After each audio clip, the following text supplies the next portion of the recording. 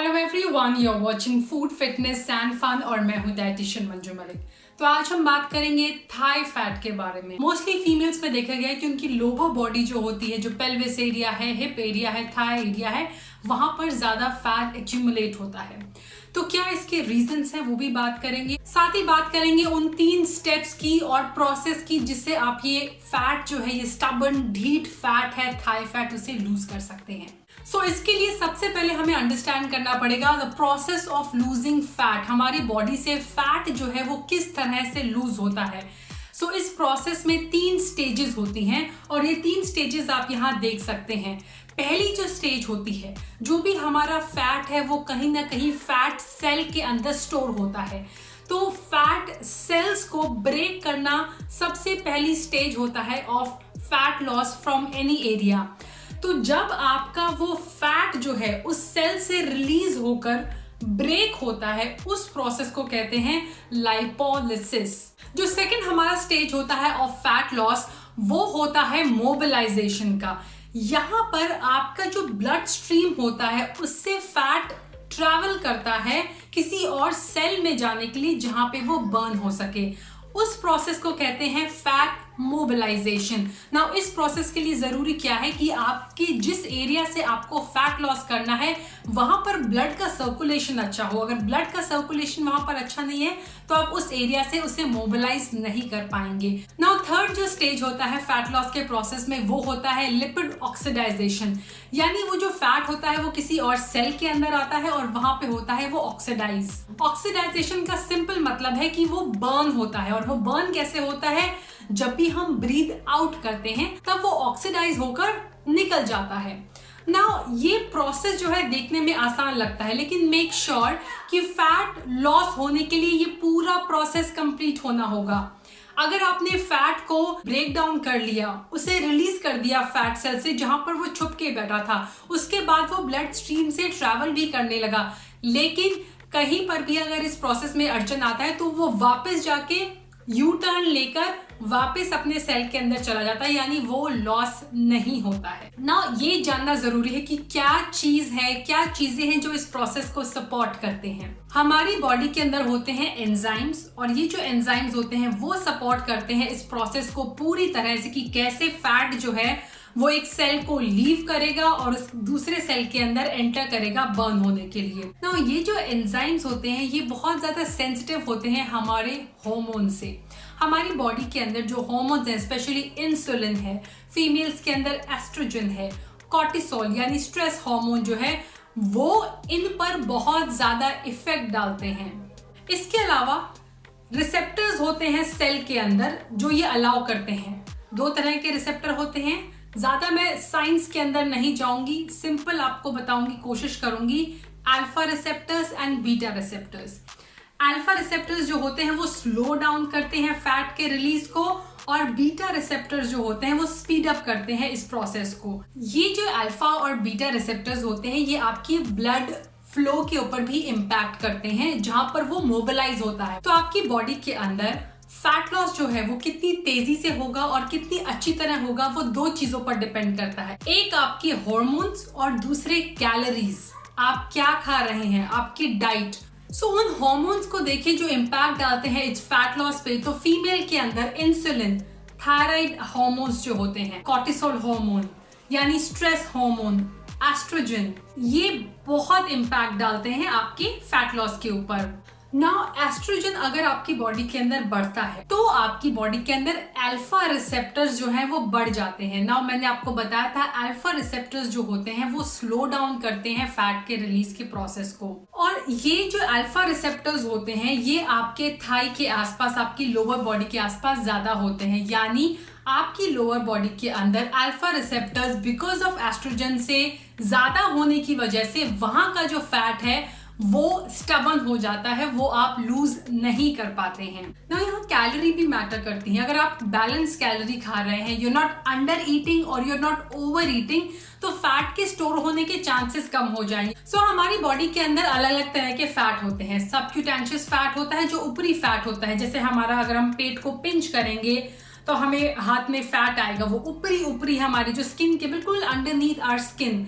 एक होता है विसरल फैट जो हमारे ऑर्गन्स के अंदर छुपा होता है, और एक होता है इंटरमस्कुलर फैट जो हमारी मसल्स के अंदर होता है। आमतौर पे जब भी हम बात करते हैं फैट के बारे में, तब कहा जाता है कि सबक्यूटेनियस फैट जो होता है वो ज्यादा आसान होता है बर्न करना। लेकिन अगर हम फैट लॉस की बात करें तो सबक्यूटेनियस फैट जो होता है वो ज्यादा मुश्किल होता है, ज्यादा ढीठ होता है, ज्यादा स्टबन होता है लूज करने के लिए। सो 3 चीजें ऐसी हैं जो आपके ऊपरी फैट को ज्यादा ढीठ बनाते हैं। नंबर 1, वो हार्मोन से ज्यादा सेंसिटिव होता है, उसमें अल्फा रिसेप्टर ज्यादा होंगे। नंबर 3, वहां पर ब्लड फ्लो भी कम होगा। तो जैसे जैसे फैट की लेयर लगती जाएगी ऑब्वियसली, तो वहां पर ब्लड फ्लो कम होगा।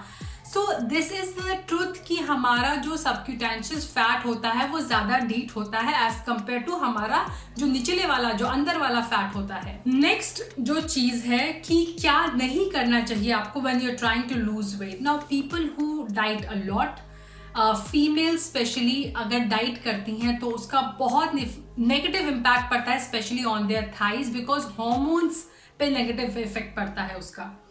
When you eat less and exercise more, और ऑपोजिट भी अगर लें, if you eat more and exercise less, तो उससे आपका मेटाबॉलिज्म जो होता है वो ड्रॉप होता है ना। मेटाबॉलिज्म जो है वो डायरेक्टली आपके थायराइड हार्मोन से भी रिलेटेड है, एंड थायराइड हार्मोन जो है अगर वो इम्बैलेंस होगा तो उससे भी आपके एस्ट्रोजन हार्मोन पे इफेक्ट पड़ेगा। सो ये पूरी एक साइकिल है, ये पूरी एक चेन है। कहीं से भी एक हार्मोन इधर उधर हुआ तो वो हर पे इम्पैक्ट डालता है। हमारी बॉडी जो है कभी भी सिंगल काम नहीं करती। हम अगर उंगली भी हिला रहे हैं तो उसके अंदर पूरी बॉडी का काम होता है। इस प्रोसेस को, इन 3 स्टेप को कंप्लीट करने के लिए आपको सिर्फ 4 चीजें करनी है। First, eat healthy, have a balanced diet. Now balanced diet के बाद दूसरी जो इंपॉर्टेंट चीज है, work on your gut. Now आपका डाइजेशन जो है वही इंपॉर्टेंट रोल प्ले करता है ये डिसाइड करने में कि आपके न्यूट्रिएंट्स कितने अच्छी तरह अब्सॉर्ब हो रहे हैं। नाउ सेकंड जो स्टेप है, always cycle your diet if possible. I am not saying कि आप डेली कैलकुलेट करें अपने macros, but if possible make your diet chart in a way कि जिस दिन आप ज्यादा ट्रेन कर रहे हैं, अपनी बॉडी को ज्यादा एक्टिव है, उस दिन आप थोड़ा ज्यादा खाएं। लेकिन on days when you are less active and you are not working out, eat slightly less. For example, जब मैं डिटॉक्स डाइट करती हूँ, which I do once in a week, wherein I only eat vegetables and fruits just to rest my digestive system, तो उस दिन मैं सिर्फ योगा या स्ट्रेचेस करती हूँ and I go for slow walks. लेकिन बाकी दिन when I am also having good amount of protein, उस दिन मैं स्ट्रेंथ ट्रेनिंग करती हूँ। When I do strength training, when I do intense cardio, HIIT and all, उस दिन मैं आई मेक श्योर कि मैं एडिशन लूँ प्रोटीन का भी, मैं अपनी कैलोरीज थोड़ी सी उससे मैच कर सकूँ। अगर आप माइंडफुल तरीके से खाएंगे तभी ये पॉसिबल हो पाएगा। थर्ड जो हमारा स्टेप है, we can not target stomach fat through exercise, we can not target our thigh fat, that is true, but उस एरिया को ट्रेन करना बहुत जरूरी है जिस एरिया से आप फैट लॉस करना चाहते हैं। 2 रीजंस की वजह से। नंबर 1, उस एरिया में ब्लड फ्लो बढ़ना बहुत जरूरी है ताकि वहां के जो फैट सेल्स हैं वो रिलीज होकर अच्छी तरह मोबिलाइज हो पाए, और ऑक्सीडाइजेशन का प्रोसेस भी एक्सरसाइज के ही थ्रू होता है ना। ओवरऑल बॉडी से भी आप फैट ऑक्सीडाइज करके निकालते हैं, लेकिन मोबिलाइज करने के लिए उस फैट को वहां से हिलाने के लिए आपको उस एरिया को ट्रेन करना होगा। जो उसका बेनिफिट है कि जब आप फैट लॉस करेंगे, आप नहीं चाहते कि आपके मसल्स वहां से लूज हो जाएंगे। अपनी थाई को अगर आप ट्रेन करेंगे तो वहां के मसल्स जो है वो टाइटन हो जाएंगे और स्ट्रेंथन भी होंगे। आपकी थाई फैट अगर ज्यादा है तो it's not just your thigh, उसका सीधा इम्पैक्ट जो होता है वो नीज पे पड़ता है, घुटने में प्रॉब्लम होनी शुरू हो जाती है। कुछ इंपॉर्टेंट अगर मैं एक्सरसाइज बताऊं, आई थिंक 5 एक्सरसाइजेस ऐसी हैं जिन्होंने मुझे बहुत हेल्प किया है to lose my thigh fat. And if you want, I can share a separate video जो मेरा workout है which I follow, lose and to maintain weight on my thighs. So do let me know. I will definitely post a workout video as well. Last but not the least, stress.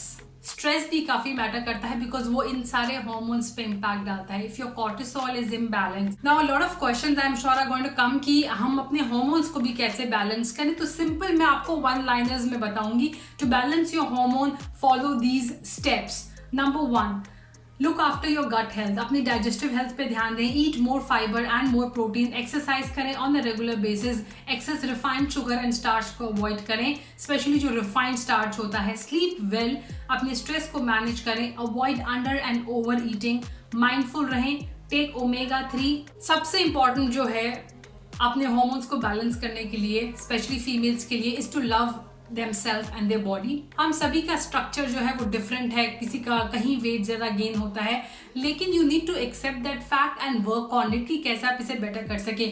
बहुत लोगों का, बहुत ladies का hands में fat, यहाँ पर भी fat जो होता है उसके रीजंस अलग होते हैं। स्टमक पे अगर आपका मेल हार्मोन ज्यादा डोमिनेट कर रहे हैं तो आपका स्टमक में फैट होगा। So instead of not liking it and getting depressed about it, start loving yourself and start working on yourself। now last में जो मैं कहूँगी, कई लोगों का genetic भी होता है। now in my family most of the females have slightly broader thighs। now वो बहुत generation से चला रहा है। also I was a long runner, so थोड़ा सा मेरे को उस चीज पर ध्यान देना होगा that it is also genetic। so इन सब चीजों को आपको ध्यान देना जरूरी है। so this was all about how to lose thigh fat। In fact ये जो फैट लॉस का प्रोसेस है ये हर जगह अप्लाई करता है, हर जगह आपकी बॉडी में इसी 3 स्टेप से फैट लॉस होता है और यही चीजें आप फॉलो कर सकते हैं to lose, beat your belly fat, beat your fat in your hands. So I hope you like this information. थोड़ा सा हमने यहाँ पर साइंस को भी डिस्कस किया। अगर आपको पसंद आया, do share this video with your friends and family member. Stay with me, stay healthy, stay happy, and I will be back very soon. Until next time, bye bye।